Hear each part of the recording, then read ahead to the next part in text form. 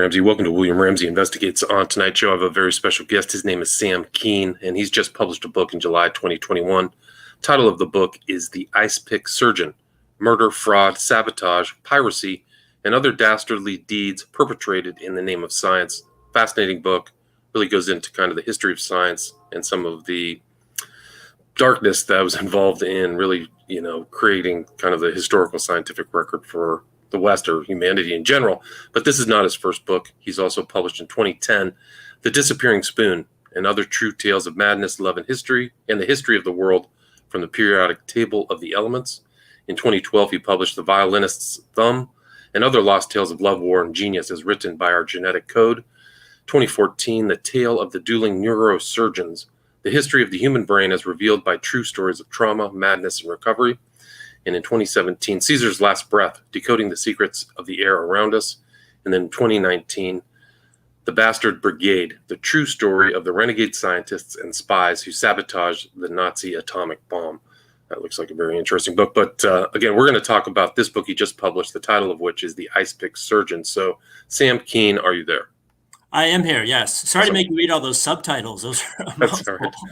Well, it just gives the listener an idea of your background, your interests, and I think you can kind of see the trajectory of what you write about all the way up to the Icepick Surgeon. So for people who may not have heard your name, can you talk about how you developed this interest in the history of science and what led you to write the Icepick Surgeon? Yeah, so broadly talking about my books kind of in general, what I really try to do is show the human side of science. So the heroes and villains, all the conflict and drama, all the real juicy stuff that makes for a good story, but just they happen to be stories about science. And in all of my books, I really do emphasize the story element. So my first book was trying to find a spooky or weird or unusual story about every single element on the periodic table. Or the neuroscience book I wrote was about people who have suffered injuries in different parts of their brains, and then their personalities change in these very specific ways. So people become chronic liars afterward. They can no longer tell the truth, or they suddenly can't recognize their children anymore because they got injured in a very specific part of the brain. So it's really about human beings and science and how the two really intersect. And I try to make this, go ahead. No, please continue. You go. And I try to make the science kind of lively and fun. In this book, The Icepick Surgeon, it does take a little bit of a look at the darker side of science. I compare it basically to a true crime book, where there's kind of this lurid fascination with the darker side of human beings. And this book, to me, is really science meets true crime. So it's a series of stories, true stories, about scientists who got so obsessed with some topic or idea that they took things way, way too far. They trampled ethical boundaries and often committed crimes in the name of science. So there are stories of spies, there are stories of pirates, stories of people committing fraud, stories of people sabotaging their rivals, doing all sorts of dastardly things in the name of science. Right. I mean, it really is fascinating. And you start off the prologue with the story of Cleopatra. So these ideas even go back to the beginnings of known history of people doing questionable things in the interest of gaining knowledge. Can you talk about her and what led you on to kind of your first chapter? Yeah, so Cleopatra was an interesting story. I mean, everyone knows who Cleopatra is, but she actually was very interested in what we would now think of as sort of scientific-like topics. So medicine especially, she was very interested in that and was always talking with the physicians that were sort of around the royal court, talking with them.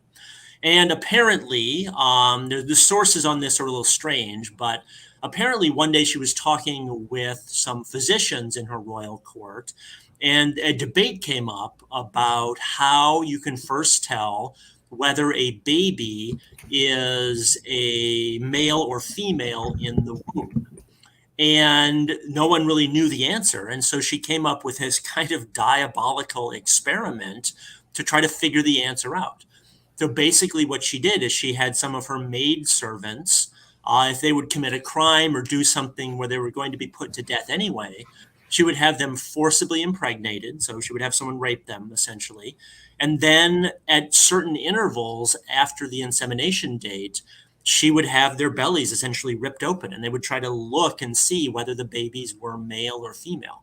So it was really this gruesome experiment, and not how we normally think about someone like Cleopatra.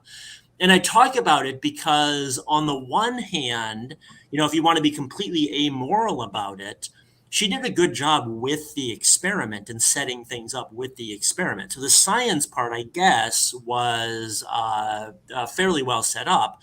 But on the other hand, it's just barbaric and awful thing to do to somebody. So you look at it, and it's sort of this kind of the classic mad scientist case, where their science actually is pretty good, but they've lost their humanity in some sense. Right. And you say that she was able to distinguish at that time males from females by day 41. So she succeeded, but that is the beginning of that theme that you have through your whole book is what are the costs? What's the human cost? And, you say the scientists are typically the good guys, but I think that even in your first chapter, it's the Faustian bargain for knowledge. The first chapter about William Dampier I thought was fascinating. I'd never heard his name. Can you talk about him and his influence on Western scientific thought? Yeah, I think that's actually a good way you put it. With this kind of a Faustian bargain, where they are, they're lusting after knowledge, and they get it, but it costs them something dear, and unfortunately, it often costs other people something as well. As for William Dampier, he was really this kind of odd, unusual character in that he was fascinated with botany, essentially, and zoology. So he loved plants and he loved animals. He was alive in the late 1600s, around then, and he got fascinated with all of these new specimens that were pouring into Europe from places like South America, Africa, things like that. And he got so excited about this, he decided he wanted to go around the world and collect these specimens and kind of go these places himself and see new things around the world. Problem was, he came from a fairly poor family, had no money, had no means of getting around the world. So he decided that the best way to do this, to get to these places around the world, was to become a pirate of all things, and to kind of roam around buccaneering and, taking ships at sea and doing things like that. And it's a bit of a, kind of a strange, wacky tale. We usually don't think about scientists turning into pirates, but that was the only thing that was the only outlet he really saw for himself, where he could find a way to reach his goal. And he was willing to do, again, whatever it took to reach that goal, including becoming a pirate. So he became a pirate. Right. So he was a pirate, but so he's assaulting coastal towns at the same time, involving himself in his fascination with botany and all these other things. So he's writing things down, kind of like one of the first traveling scientists, but also engaging as a buccaneer. But he really was, you wrote that he was a first-class navigator. So he was kind of going out and traveling, coming back to London and going out. Can you talk about his travels and what he learned and brought back to the UK? Yeah, so a couple of things you can talk about with William Dampier's travels.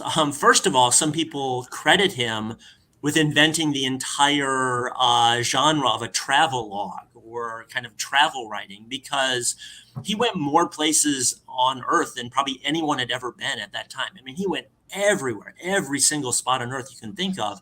He eventually made it there.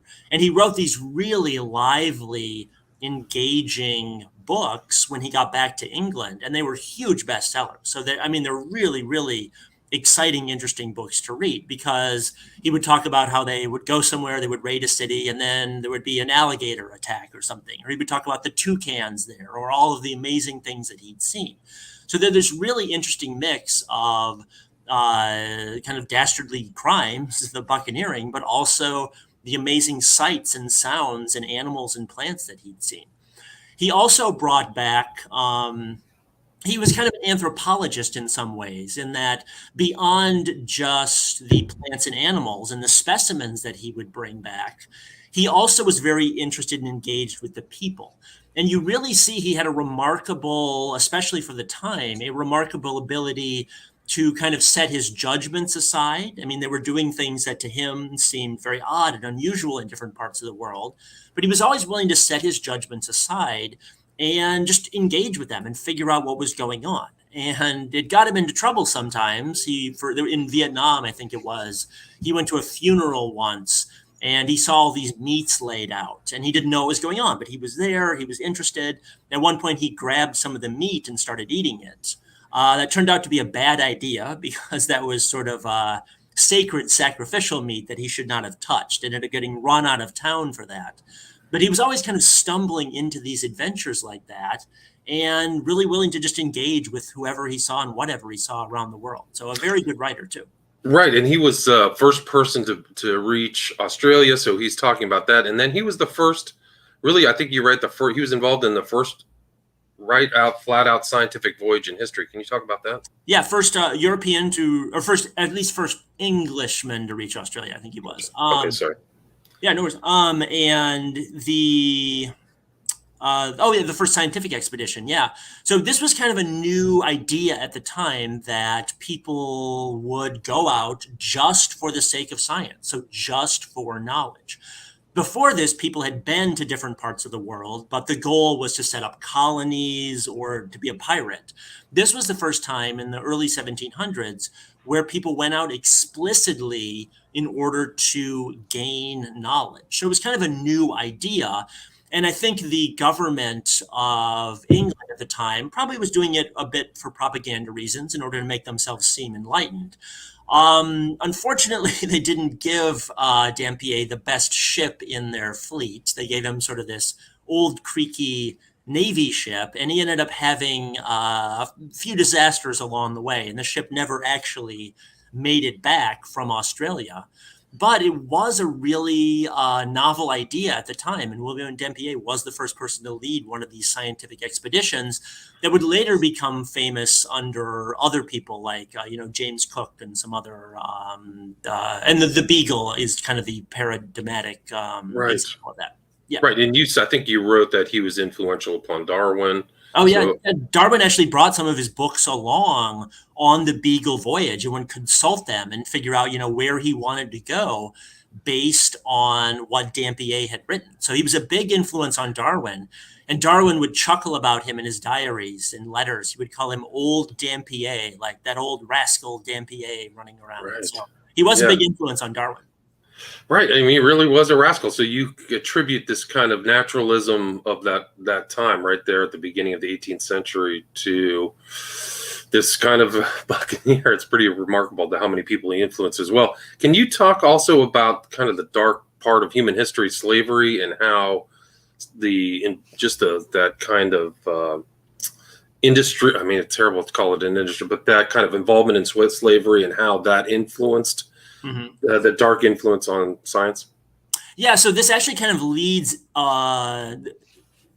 follows naturally, I guess, from the Dampier section, and that I mentioned that people really weren't doing a lot of scientific expeditions, and it was kind of a rare idea. So whereas Dampier became a pirate, the person I focus on in the second chapter is someone named Henry Smeathman. So he was also a naturalist. He studied insects, and he also decided that he wanted to go to places like Africa and the Caribbean and study insects in these places. But again, he came from a poor family, had no way to get to these places. And this was right around, late 1700s, around that era. Pirates had been cleaned up a little bit by then, so that wasn't as much of an option. So he decided to kind of hitch himself to slave ships. He would take a slave ship down to Africa, which is where he started doing his work. And this was a bit of a compromise for him because he started off as an abolitionist. He was opposed to slavery, but there was really no other practical way for him to get down to Africa. And he was so on fire about the idea of becoming a naturalist that he decided he would make this one little compromise. He would go down there on what would become a slave ship once they picked up people in Africa. But that was all he was going to do. He was just going to do this one thing. And then when he was down there, he would just be a naturalist. Well, for him, it turned out to be not so simple because essentially the entire economy of the English colony in Africa at that time was based on slavery. So he ended up having to trade with slavers. And then step by step, you see him slowly get drawn into the slavery system. Whereas by the end, even though he started off as an abolitionist, by the end, he is actually trading slaves himself, dabbling directly in the slave trade. And it's a really good example of how someone can compromise their morals like that. But it's also an example, I think, of kind of the wider point of the chapter is just how pervasive slavery was in the economy then, and in Europe especially, how big it was and how big of a factor it was. Because even someone who was really opposed to slavery and science itself was really tied up in the slave trade. And I talk about how, several museums and things that have these really amazing collections, a lot of their core collection was collected via the slave trade. So the early days of science were tied up, unfortunately, in the slave trade. Right. I mean, it's really incredible. Like these August institutions, like the British Museum you write about, are really at their core was by people who were involved in that, or at least beneficiaries of that dark trade, right? Yeah, and they don't like to talk about it, but yes, that is definitely true. That the core of their collection, in fact, the start of their collection wasn't by Henry Smeathman, it was another person, but he was essentially a plantation owner who benefited from the slave trade, was also a collector, and he would use his connections and use the money he made off the slave trade to buy specimens that ended up founding one of the most important museums in the world. So they're directly in their founding from the slave trade. Right. And then, like, you talk about Newton and Linnaeus, these very important figures, and their reliance on slave information from the slave trade to really conduct their work, right? Yeah, so Newton was an interesting example because, he's obviously probably the greatest scientist who ever lived, very famous. And he was working at the time that he was doing this on gravity and sort of celestial mechanics, kind of the most otherworldly branch of science you could think of, something totally removed from the everyday realities of life on Earth. But the way he was going about this was he was talking about things like the gravitational pull of the moon that causes tides and other phenomenon. And he needed data on tides at different points around the world. Well, the way he got that data was he would send letters to people who were going on slave hunts or who were bringing slaves to these ports at different points around the world. And he would gather data from them. So gather data basically from these slave ports around the world. So he might not have been able to finish his grand works had this infrastructure of slavery not been in place around the world. So even someone like Isaac Newton was benefiting from the slave trade.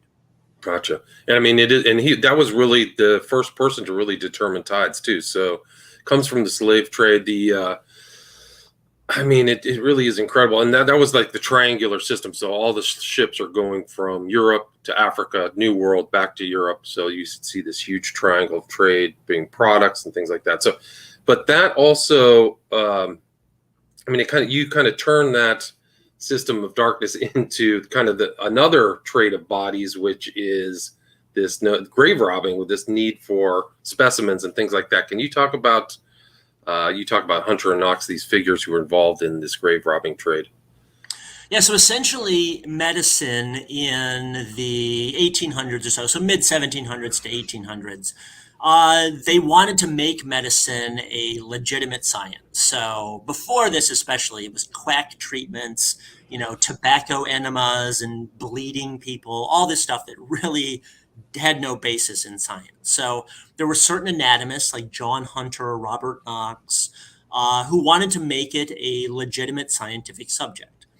They had a problem, though, in that to understand how the body worked, they needed to understand how it was put together. So they needed to understand anatomy. And to do that, to understand anatomy, they needed to look inside the human body.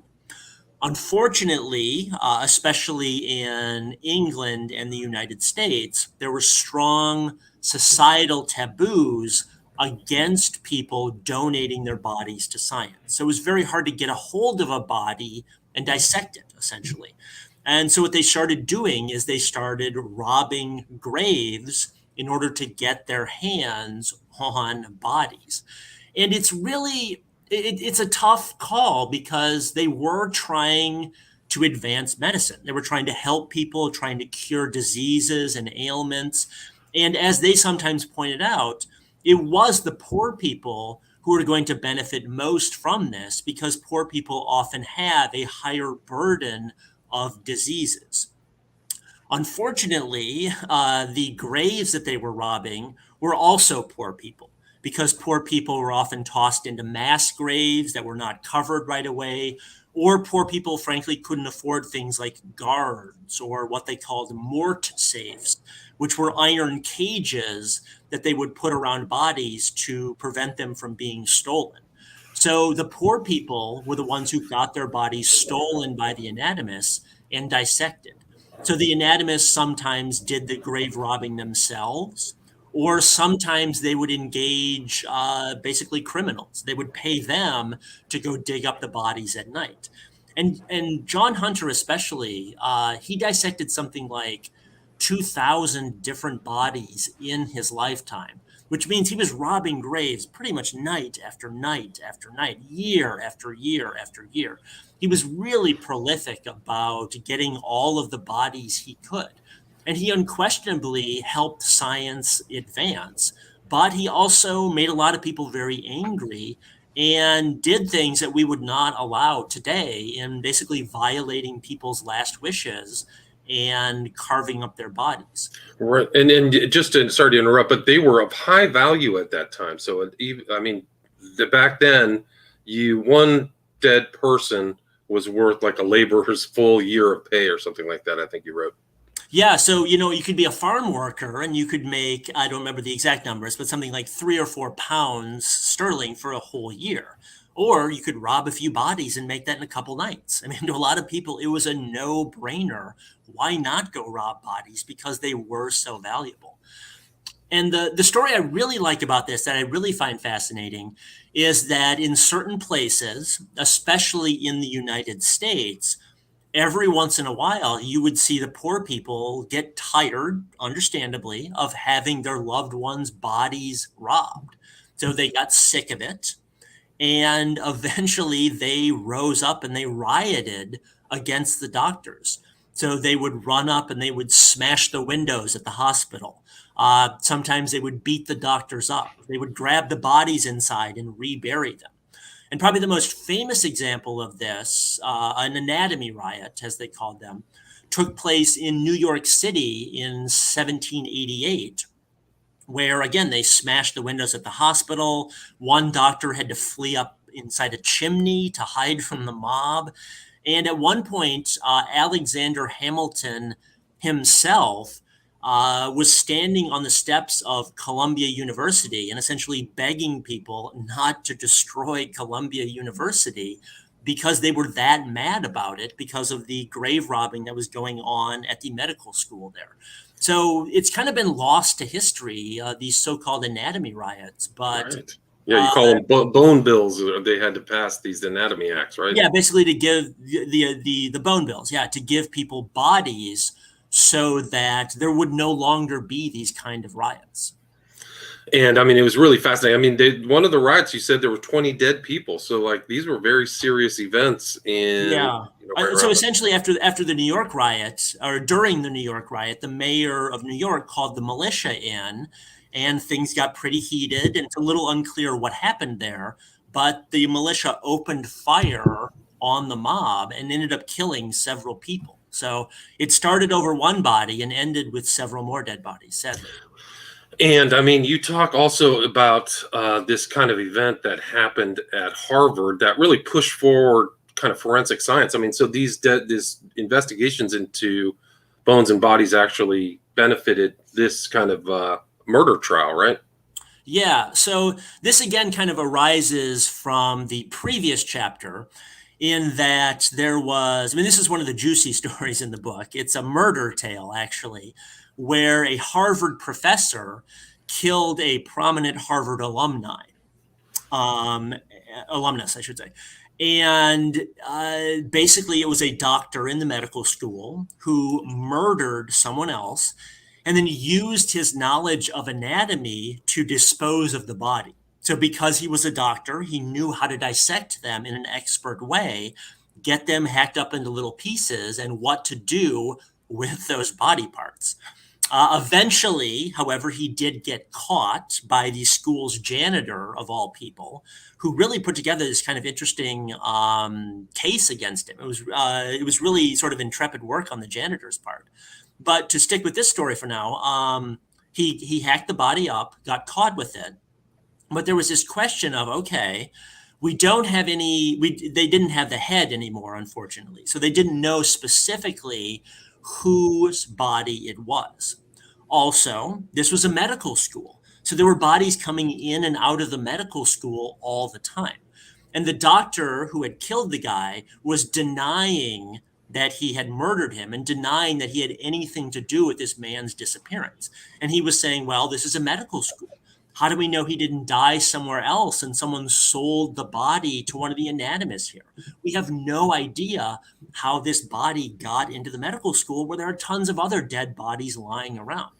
So essentially, they had to call in the other anatomists and have them figure out not only was this person murdered or not, but whether it was the person that they wanted to know about in the first place. And I really compare it to the O.J. Simpson trial 150 or so years later, where that was the first big case where DNA evidence was at the center of the trial. And it really made people familiar with DNA evidence for the first time. Same thing happened here. They used techniques about forensic anatomy, forensic dentistry to piece together a good, solid murder case.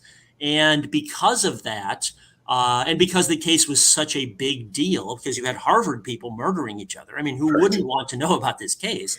Because it was such a big deal in the newspapers, it made people familiar with forensic anatomy for the first time and really helped spread it and make it legitimate as a topic for courtrooms. Yeah, really fascinating story. I'd never heard that story either. And you kind of jumped to a really interesting time in the development of technology of these interesting characters, Edison, Tesla, Westinghouse. A lot of people may not know anymore. I remember the Westinghouse company. Can you talk about the development of electricity and what that involved and the some ethical questions? Yeah, so this story involved Thomas Edison, essentially, was at the heart of this story. And I think we all know Thomas Edison today. He helped develop the light bulb, invented the phonograph, really did some pretty incredible work. But he really had a ruthless side as well. There's a famous quote about him. One of his business associates said essentially that he had a vacuum where his conscience ought to be. So he was really ruthless when it came to business matters. And specifically, in the story that I talk about in the book, he had a rivalry with another business person named Westinghouse. So Edison essentially had patents on what was called direct current, or DC as we now call it. Westinghouse and his main engineer, the brilliant Nikola Tesla, they had patents on what's called alternating current, or AC. These are two separate systems, DC and AC. Edison wanted DC to win in the marketplace, and he was willing to do whatever it took to make DC look good and to make AC look as bad as possible, to the point where he, and this is hard for some people to hear and to read about, but he would essentially take dogs and horses and other animals and he would electrocute them on stage. And he would do so with AC current in order to supposedly prove that AC current was much more deadly than his much safer, he claimed, direct current. And even beyond that, at the beginning of his career, Edison was an opponent of capital punishment. He did not believe that people who committed crimes should be killed. He just did not believe in that. However, later in life, someone wrote him and said, hey, you know, this new industry, electricity, we might be able to use that to kill people in a more humane way than hanging or a firing squad, something like that. And Edison said, no, I'm not going to do that. I don't believe in the death penalty. Until he realized that, wait a second, I could actually set things up so that they're killing these terrible criminals with my rival's alternating current technology. So Edison was actually the driver behind the first electric chair in the world. And it was all because he wanted to discredit his business rival. Right. And he was, I mean, you use the word bastard in reference to Edison, backstabber. So pretty ruthless businessman. And how did that develop? How did the electric chair develop? And you tell a story about that. Yeah, so essentially, he realized, despite his early opposition to it, that if he simply made it very clear that they were using alternating current, his rival's technology, that it would go a long way toward discrediting his rival. So he had this kind of lackey that he would send around doing things, and including the animal stuff. But this lackey ended up being kind of the person who put together and logistically set up the first electric chair. And the electric chair itself, the debut of it, was not a pretty sight. Essentially, they didn't know what they were doing, and they had to zap the unfortunate fellow several times. And the person who died was not a good person. He'd committed a very brutal murder, but he ended up suffering a lot in the chair itself because essentially they didn't know what they were doing. Right. And you said that like his body was in a fixed position till the next day, still hot, so they couldn't call him dead. So it was super brutal. I mean, probably more brutal than a hanging or a firing squad was. Yeah, yeah, that's a good point. It was definitely more brutal than a firing squad or hanging would have been.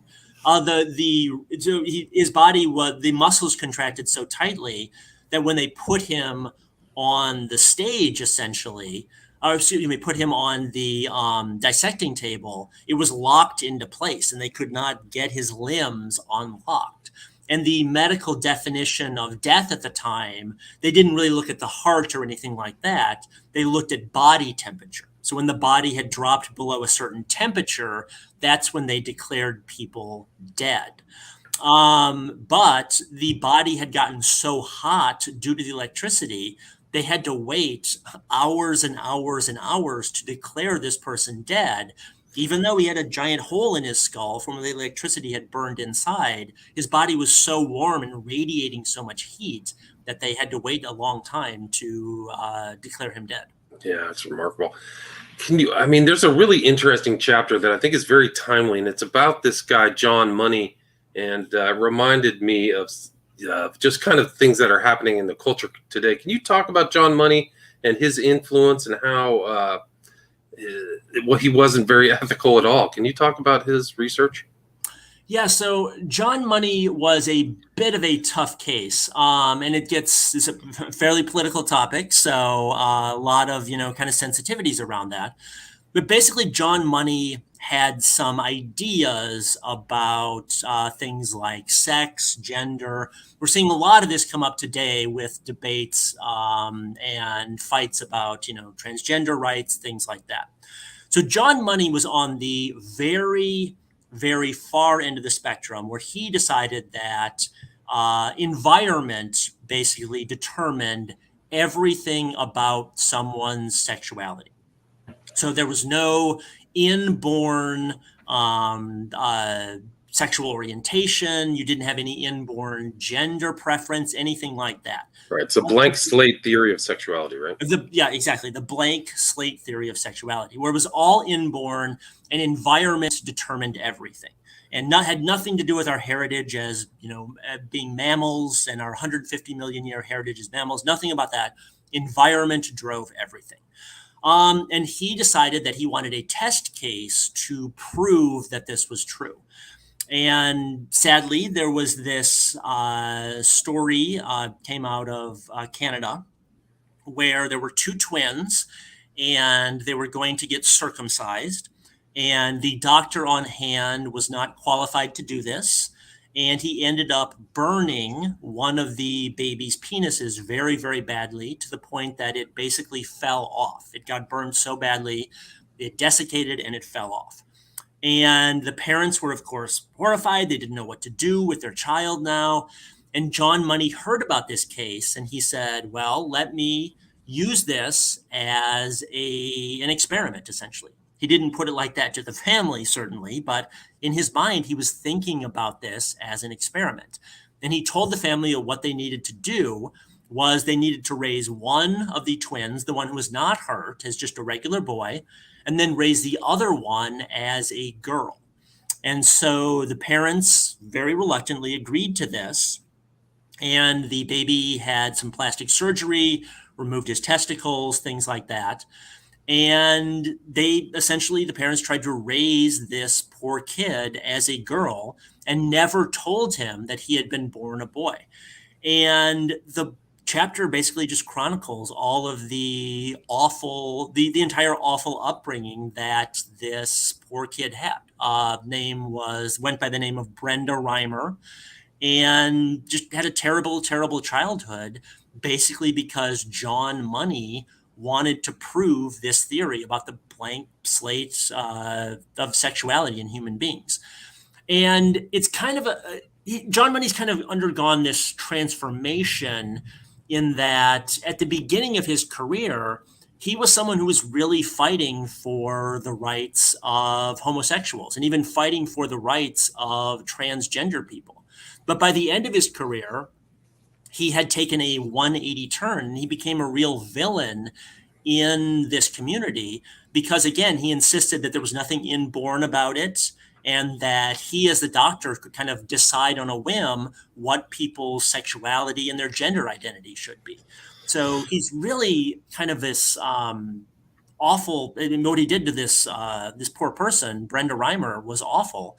And Brenda actually ended up learning about her history, came out as David Reimer, lived a life for a while as a man, but ultimately both of the twins actually ended up killing themselves because of this traumatic childhood that they'd had at the hands of John Money. Yeah, it's a terrible story. And it goes into the theme that you have throughout the book, which is that smarter doesn't mean more ethical, right? Yeah, I think we kind of assume that it's just sort of an unexamined assumption that people who are smarter are more enlightened. And you read science fiction stories about how once people are really smart in the future, then we have this utopian society where if we just use reason and logic and things like that, everyone will be, very moral and ethical, things like that. But if anything, the surveys that psychologists have done, the evidence kind of runs the other way in that people who have higher IQ, which is not a perfect measure of intelligence, but people with higher IQ often commit more misdeeds than other people because they think they can get away with it or they're good at covering their tracks. So something I try to do throughout the book, it's, these stories about individual scientists, but I do look at commonalities as well. And basically the psychology of people who commit these dastardly deeds and sort of the psychology basically of scientific criminals. Right. And there's a lot more in this book. Where's the best place to get the book? I think your local bookstore, talk to them, ask them, or, you can go online. It's available through Barnes & Noble. It's at Amazon. You can go to the sort of the independent book hubs. They have it. So anywhere you should be able to find it. Gotcha. And you also have an audiobook for this book, correct? Yes, I have audiobooks for all of my books, actually. But yes, there's an audiobook version of this one for people. We love the narrator there. He's been great. So yeah, I think it's a good book. And then do you have social media or a website if people want to reach out to you, ask you any questions? I do, yeah. It's just SamKean. So my name, samkean.com, and you can find information there about my books, the podcast that I work on, things like that. What's the name of your podcast? Also called The Disappearing Spoon, like my first book. So it goes back to the first book. Great. And again, the title of this book is The Icepick Surgeon: Murder, Fraud, Sabotage, Piracy, and Other Dastardly Deeds Perpetrated in the Name of Science by Sam Kean, just published 2021. So Sam Kean, thank you very much. No, thanks for having me. All right, great, thank you. All right, so let me end